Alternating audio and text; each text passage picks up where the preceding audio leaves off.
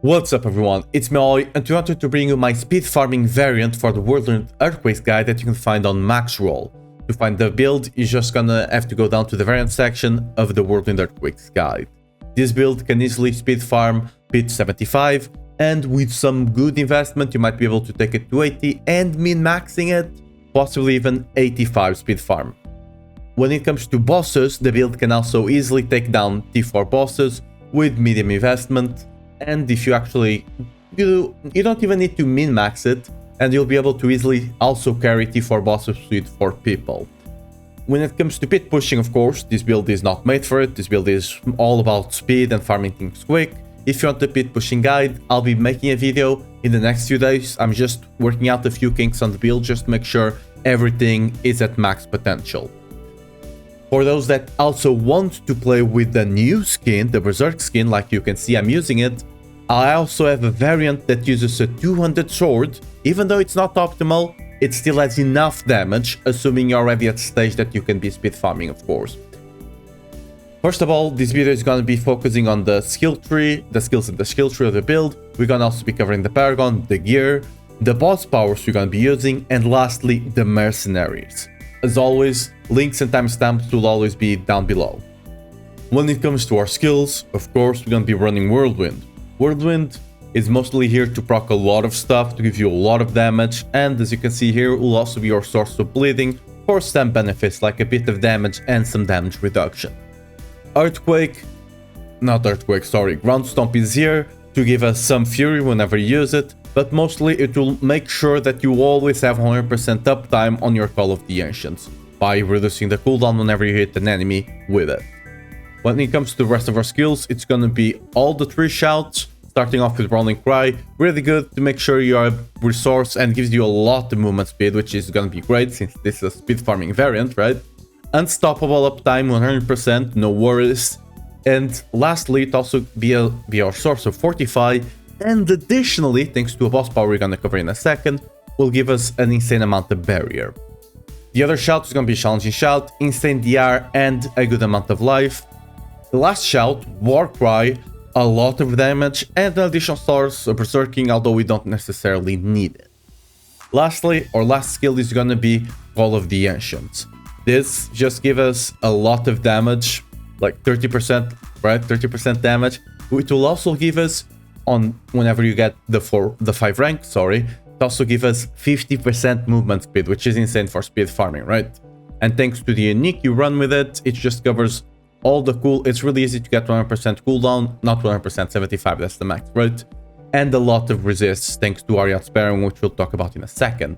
Lastly, keep passive unconstrained. That's just the best keep passive unless you're running a core skill, right? When it comes to the passives, I'm gonna slowly go over them. You can just stop the video and check them out if you want to. Now, also, Lunging Strike is just here because we need to spend 2 points. There's no way around it. Going on to the Paragon though, starting off with the legendary Paragon nodes. Decimator, whenever you apply Vulnerable, 20% more damage, quite good, quite easy to get. The Overpower will not be really taking too much advantage of it. Every now and again we might proc an Overpower, but we're just taking it for the 20% whenever you apply Vulnerable here. Another one that's big, Blood Rage. You want to cap this one to have the 45%. This is big. You just get a couple of Berserk on the gear, which we'll talk how much you need in a second, and it's a really great source of damage. Another one, especially for Earthquakes, Force of Nature. By getting close damage, you can get this up to 200% extra damage to Earthquakes, which is quite insane. Lastly, we're gonna be taking Weapon Master. For those that aren't aware, this works even if you don't swap weapons. This has 2 separate modifiers to your build. The first one is whenever you swap weapons, you'll get 80% of your maximum fury back. And then, unrelated to swapping weapons, you just deal 30% increased damage to injured and healthy enemies. This ends up working to be a 15% damage multiplier more or less, right? Now, when it comes to the glyphs we're gonna be running, first of all, Executioner. We're gonna be running a polearm as our main weapon. Polearms are just great, we'll cover in a second why, but yeah, 15% multiplier right here, it's amazing. The other one we're gonna be running Ire. This is gonna make covering the Blood Rage requisites real easy, and it's just another great source of increasing our close damage, which will make, you know, capping the Force of Nature board much easier as well. The other glyph, Rumble. This is an Earthquake build. We're gonna take Rumble, of course. The second to last, Marshall. This allows us to get much easier uptime on our ultimate and Stomp because our shouts just reduce their cooldowns, right? Lastly, the last glyph, you pretty much take this on every build nowadays, Challenger. Just great, gives you great multipliers, increases our base, like our crit, thanks to dexterity, and our strength. It's just great, right?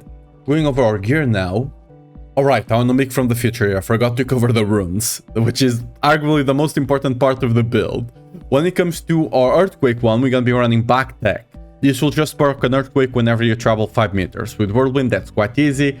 And the reason you run this over Ignitech is because you can easily channel Whirlwind with this. You don't need to spam Whirlwind to proc the Igni, right? Back Tech is just better for that. And you have the same proc rate, assuming you're moving around, you're gonna have 100% movement speed on the build, so you shouldn't have to worry too much about it, right? When it comes to the other rune combo, we're gonna be running Igni Jaw. This, just every now and again, you're gonna be able to proc the Igni rune, giving you the Jaw. Jaw will give you the teleport skill, basically swapping the teleport, your dodge skill with the teleport. You'll be able to easily blink around walls and everything like that. Just makes speed farming that much faster and easier on the build. When it comes to our unique, we're gonna be running Ugly Bastard. This helmet is just insane. By just being berserking, you don't even have to use Wrath of Berserk, we don't care, right? We're running Call of the Ancients. By just being berserking, all your damage is converted into fire.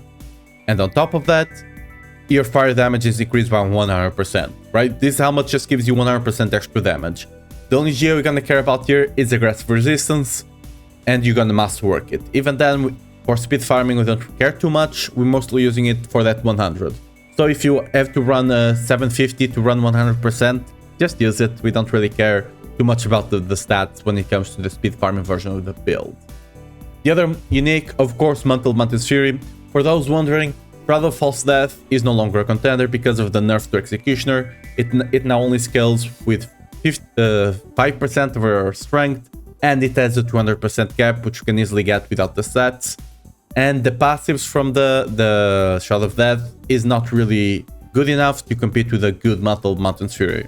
You're gonna want the chance for Earthquakes to deal damage twice, a GA on that, and masterwork it as much as you can. The effect is irrelevant.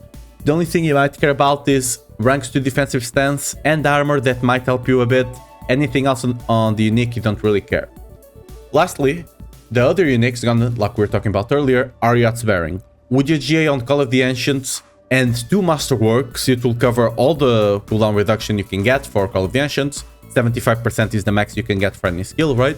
And the other Masterwork ideally goes into resistance to all elements, but you can easily cap resist without it. The effect on the unique is not too important, but hey, if you can get one with the good damage numbers for the Earthquake and the Stables, you know, that just helps a bit with clear. It doesn't matter too much. The other unique, I mean mythic at this point, right? Ring of the Starless. You're gonna want the GA on crit chance here and masterwork it as much as you can. I was unlucky, I'm still trying to get the better one. The effect on this unique, on this mythic is insane, right? 15% increased damage and 50% reduced cost reduction of our skills. Whenever you get this mythic unique, resource is just gonna be a piece of cake for the build. Now, going over all the aspects of the build, we're gonna be running 3 Earthquake aspects. First of all, aspect of the Earthquakes. This is just insane multipliers. 120 plus 120, really good. Incendiary Fissures, right? Another great 120 multipliers for our Earthquakes. And lastly, we're gonna be running Executioner. It was nerfed, but even on a one-handed weapon, it's still 200% damage increased, assuming you have 4k strength. That's how much you need to cap it, right? The other aspects we're gonna be running for damage are gonna be Bament. Bament just increases our damage whenever you use an ultimate skill. Really good. We're gonna have 100% of temp on our ultimate, as I talked about earlier. And by getting 2 additional ranks to the ultimate skills just helps with that uptime. The additional ranks reduce the cooldown of your ultimate, right? The other damage aspect we're going to be running is going to be Conceited. Thanks to the boss power I was talking about earlier, you're gonna be a barrier 100% of the time, and this is just 45% increased damage. The last three aspects are actually gonna be bolt shifting. This just reduces the cooldown on your ultimate, not on your ultimate, on your shout to have 100% uptime on them. You only need to hit a 24%. 24% is enough to make sure that whenever you hit 3 enemies, it gives you the full 70%. Yes, you can try and min-max to be sure you get the most whenever you hit only 2 enemies, but that should rarely ever happen, thanks to one of the boss powers we're gonna talk about in a second. But the other aspects we're gonna be running, first of all, anger management. This will ensure you are always berserk, right? This will just increase your damage tremendously by having 100% uptime on berserk. There's ways you can make this build that have 100% uptime, but they're kinda clunky, and this just makes the build feel so much better by not having to worry about berserk uptime ever, right? The last aspect is gonna be Ghost Walker on our boots. You gotta go fast, right? Just whenever you're unstoppable, which will be 100% of the time, thanks to 100% uptime on Rallying Cry, it's just 30% more movement speed, you know? Good, great. We love movement speed. Now, on the gear, we still have to cover the most important thing for Earthquake's tempers, right? We're gonna want 4 heavy hitter tempers and 2 cast twice on our Earthquakes, right? We don't take duration because it doesn't really matter. We're gonna be overcapping there's a max of 10 Earthquakes and we can easily achieve it without duration. And since we're not exploding it, duration does nothing for us. One thing I want to point out going forward, whenever I mentioned, for example, 4 plus ranks to heavy hitter, you may see that I only have a rank here and a rank here. What I mean by 4 is that 200 weapons count twice. Whatever aspect you put on whatever temper you put on a 200 weapon, it doubles. So if I say 4, you know, 200 weapon, 2 plus 2, 4, right? And then we have 1 plus 1 here, 2 tempers for chance of earthquake cast twice. This is all you need. More than this, you easily hit the cap of 100% and you're just wasting tempers. Now, going over the other stats, the other tempers we have to worry about on this Earthquake build, it's gonna be close damage and berserking damage to cover both Force of Nature and Blood Rage, the Paragon passives, right? The Paragon nodes. When it comes to close damage, you're gonna need 4 tempers of close damage. Like I said, 200 weapons count twice, so 2 tempers here. We're gonna have it on our gloves as well, and we're gonna have it on our ring. It doesn't really matter where you have them, as long as you have 4 on the build. And for Berserk, you're gonna need 2 of them. We have 1 on this weapon and another on this weapon. You don't need more than that. Lastly, when it comes to the other slots, you're gonna still have 3 tempers. It's just gonna be running crit damage, right? I have crit damage here on this weapon, and ideally I would have it here on the amulet, but it bricked. Like you can see, this amulet, the temper's bricked. It is what it is. I'll cover a better amulet soon. When it comes to GA on the gear, weapons, just go for GA on strength, nothing new. If you can get GA life, really great. One thing I do want to point out, on your polearm or on your mace, you really want Fury on kill. That will just make all the resource problems you might have really easy. Since it's a speed farming build, you should be mostly one-shotting everything. This will just mean you don't ever have to worry about resource in the build. There's other ways to produce resource in the build, but this just guarantees that you don't have to worry, and you're just losing a bit of additive damage. It's not a big deal. When it comes to our boots, ideally Warcry ranks and strength GA, just get whichever one you can, but always masterwork the Warcry. Oh yeah, when it comes to the weapons, masterwork whichever Earthquake temper you may have there, right? When it comes to our rings, you're gonna want crit GA on the ring, same for the glove, right? You're gonna want crit GA and ideally strength. If you can, you're gonna masterwork the crit chance. On the gloves, besides all those stats, you also want to have vulnerable lucky hit to apply vulnerable. That will be our vulnerable source on the build. For the speed farming, it doesn't matter too much, but you might as well have it there just for when you go kill bosses, because you know you might hit them a couple of times and it's beneficial at that point. When it comes to our amulet, I'm actually gonna put on the screen a better amulet demonstration. Ideally, you want GA strength and +2 to heavy-handed and +2 to counter-offensive. That's the best amulet you can get. Again, the tempers, when it comes to the damage, Either you go close, berserking, or critical strike, depending on whatever you have on their gear. Lastly, the temper here, the same on the ring. You either can go Warcry, cooldown reduction, if you want to have even better uptime on Warcry, like in case you somehow miss, hitting 3 targets. You can either go for movement speed on the amulet, or resource cost reduction on both the amulet and the ring. It's minimal. You don't like those are the least important tempers, right? So now going over the consumables that you might want to be running on this build. It's quite simple. You just go for soothing spices, max resist and armor, really good. You're gonna be running for the red mine buzz, which gives you maximum life, and on your stat one you're gonna be running either spiral morning, which gives you all stats, which is great if you don't yet have enough to get all the rare paragon notes on your tree to max them out, right? If you can without this one, you can just go for the one that gives you 100% strength.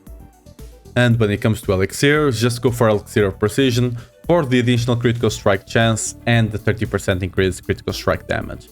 When it comes to our boss powers, the league mechanic of this build, we're going to be running, of course, Wandering Dead Chest Beam. This is insane. This increases your damage by 50%.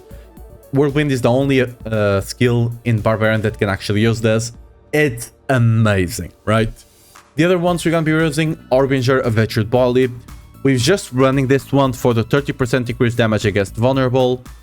In the speed farming version, again, since we're not playing Vulnerable too much, there's a point to run Cinerat's Flames. Even though it's 25%, it will apply regardless if they are vulnerable or not.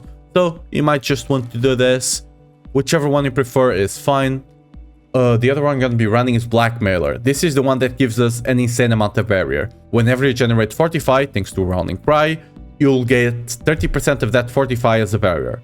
You will always be with barrier, basically. It's insane. Really good survivability. The last one we're going to be running, Lilith's Wind of Fate. So, the modifier on this one, whenever you hit an elite or a boss, you're going to be creating blisters. 1 for an elite, 2 for the boss. Whenever you kill those blisters, you deal a percentage of boss damage back to them. Earthquake deals a massive damage in AoE, so you just burst the boss down. It's quite easy. One thing though, whenever you're actually fighting a massive boss that might take a couple of seconds to kill, this will actually give you 2 additional targets for your shout to get the cooldown from the Bolt Chieftain, right? So even if you can't kill them right away, they just give you the cooldown reduction for the Bolt Chieftain, which is insane, right? Now, lastly, Mercenaries. We're gonna be running, you can either run right here, right? Right here is just great, gives you a lot of resist and a decent amount of damage increase. You can run Subo by just going the mobility whenever you hit an elite, and the Volley Fire, whatever it's called, that gives you 25% increased critical strike damage. Either if it's fine, just go for whichever one you prefer.